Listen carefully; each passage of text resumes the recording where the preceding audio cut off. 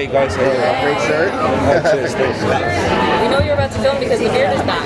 Oh no, the beard's there permanently. That doesn't mean filming. No, the hair means filming. Normally I would have had it closer. Yeah. Oh, thank you very much. Thank you. Cheers. Always, I am too. Oh, that's awesome. That's great. I love it. So at the end of season 1, we see kind of like searching a little bit for Kate. Yeah. So what will we see? Do you know anything about season 2 like that? She has. It's not about him, obviously. That, and I don't think he ever took it personally. It's why she ran, the reasons between for her absence. It's bigger than two people who just met and were kind of at the fringes of starting a relationship. So I don't think there's any hard feelings, and I think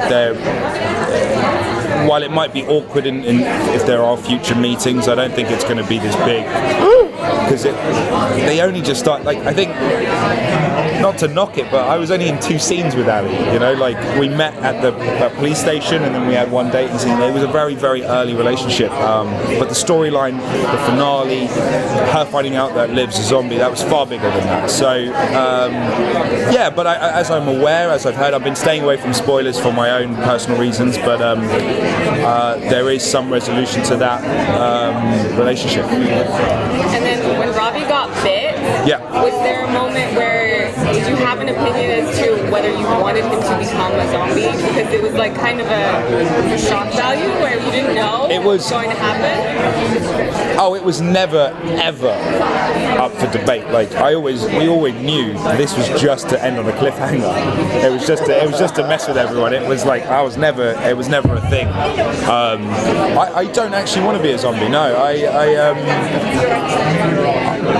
I'm really, really happy with my character, and it's the feedback and the way people have responded to Ravi has been just insane, and I just like him as he is, and if it does grow stale, and if people do get bored, and if it is just a one-trick pony, I'm happy to switch it up. But right now, I just want to just see more of these same characters, because we had quite a short season, and I think everyone was just finding their stride and having fun, and I just want to see some more Ravi. I don't need to see him in any drastic turns just yet. And yeah. Have you tried on a white wig just to see what I tried on some dreadlocks.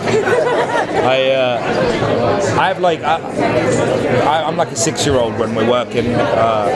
It's to just keep energy up. So I'm always messing around in the hair and wigs department, and they had Pam Greer's dreadlocks from the film, so they got on. But I haven't tried the I think I look like Colonel Sanders, like the KFC kind of thing, if I zombied up. So I'm holding off that look just yet. Yeah.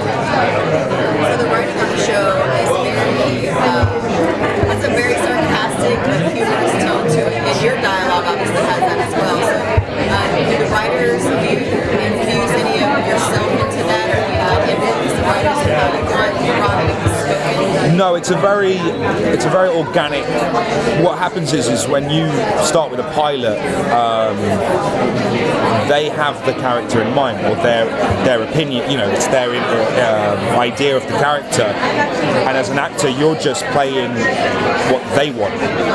But then at the exact same time, once they see it and it's up and running, they're already thinking, oh, by episode 2, now they're writing for you, and it becomes your kind of shared vision. It's a really strange thing. But in terms of humour and comedy, I am a huge fan of Ricky Gervais, and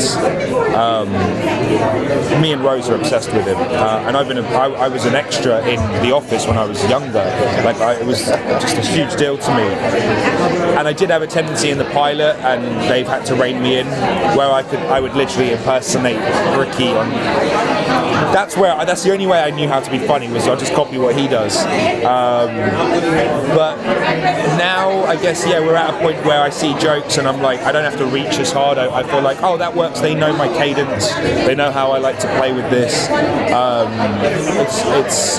It's still not me because I'm nowhere near as energetic as Ravi, and I'm much darker and lower energy and pessimistic. But yeah, I think they write to our strengths. They see that, they identify it, and then they adjust. That line where he says, "I don't even need to be this good looking. It's just icing." Can you where did that line come from? Because it's like your best line.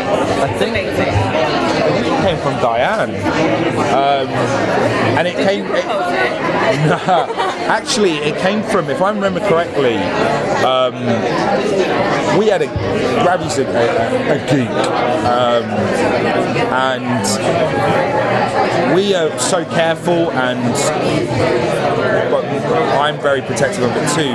I don't like lazy stereotypes. I hate them, and that comes from his ethnicity. It comes from his career. I didn't want any lazy stereotypes. You guys have seen that crap before in other shows, and it was Diane, I think, who said, "No, Ravi gets girls." At the end of the day, just because he's an Indian guy who's a doctor and a bit of a geek, why do we have to do that same thing? He's 6'4", he's British, and they had this conversation, and I think it almost made its way into that whole speech was almost how the writers felt about the character, and that's how it got there. The scripts are so well written, obviously. It's such, we just talked about how the great dialogue in it, but is there any room for improv or ad-libbing in it? You guys throw it in there? Does it stay in? There isn't. Again, it was our first season. We're new. We didn't really take liberties with that. But I did get one line, which was an homage to James Bond. At the radio host who's electrocuted, there was a joke there, and I asked if I could just say "shocking," which is from I think it's from Goldfinger. It was my homage to Sean Connery. That's the only ad lib I think I did. Thank you guys so much. Nice to see you. Cheers.